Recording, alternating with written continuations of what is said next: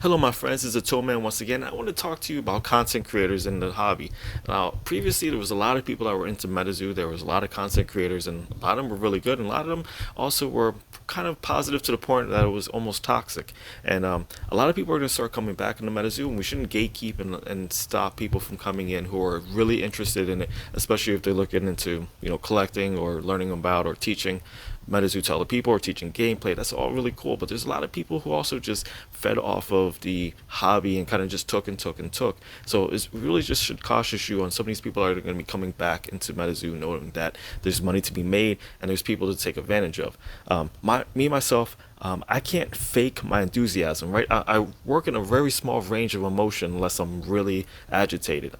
Just a little bit about myself, I'm bipolar, so I do get to those really high ends and I get to the really low ends, but usually I live in this kind of range. So I kind of appreciate people who can show things that they don't really feel special or passionate about, that they can show those things and be like, you gotta buy this and this is so incredibly amazing, and they put on that YouTube super voice that's that false, that fake happy, the fake enthusiastic voice. I can't do that, and I would never do that to you. I would never sell you on something that I don't believe in. I can't sell you on something I do believe in. I'm just not a real big seller in general, but I will do is tell you the truth, or at least what I believe is the truth through my eyes and my experiences.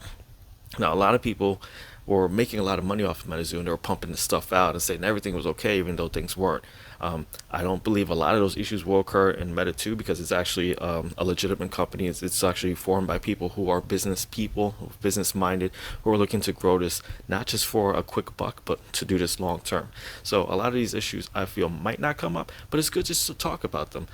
Previously, we had people that were taking pre-orders money from us, and then the product will come in, and pretty much every MetaSuit product has some kind of error to it, right? Whether the cards were clumped, a lot of times they were clumped, or maybe some of the product was mapped and you could find out where the hits were, or sometimes there were just errors and they're like things that these particular SKUs were high in hollows or reverse hollows. There was always something in almost every single product of MetaZoo, and the content creators, I won't name them by name, but there's a lot of content creators that were just like, oh, this is fine, this is great, this is great.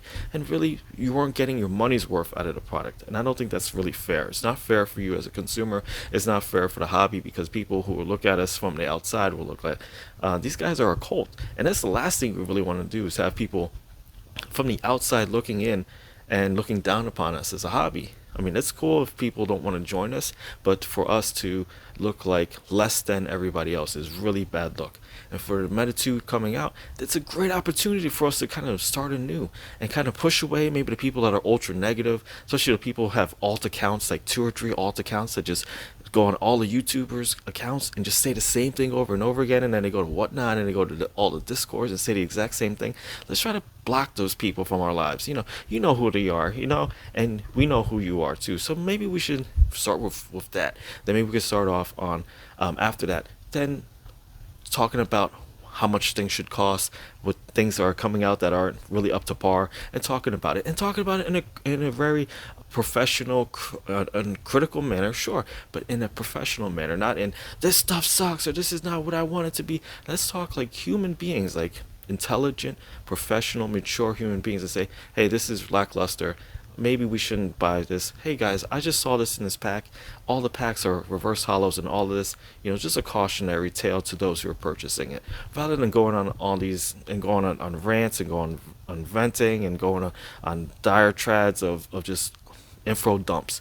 Maybe we could just hold ourselves a little bit accountable of how we act and how we treat each other, and then also we can hold ourselves at a higher standard as far as a community, because we don't want to fall down to the levels of Yu-Gi-Oh or a lot of other hobbies or genres of hobby that are acting like that on a daily basis. Like Magic the Gathering is really critical. Yu-Gi-Oh is just toxic in general. Pokemon can be very toxic and critical.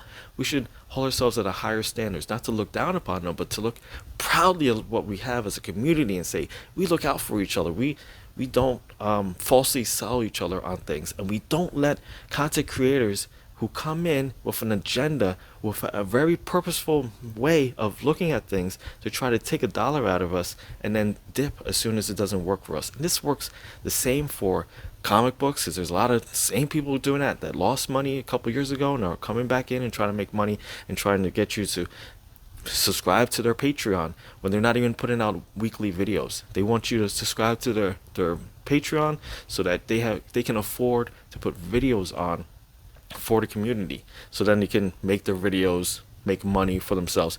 It's just a whole scheme, and a lot of people are doing these same kind of things, and I'm afraid that MetaZoo might get like that. So I just want to have my cautionary tale as far as things that I've seen in other parts of the hobby.